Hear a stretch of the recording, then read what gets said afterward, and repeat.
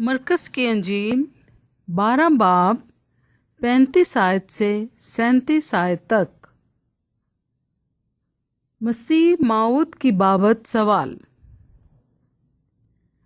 फिर यीशु ने हैकल में तालीम देते वक्त ये कहा कि फक्की क्यों कर कहते हैं कि मसीह दाऊद का बेटा है।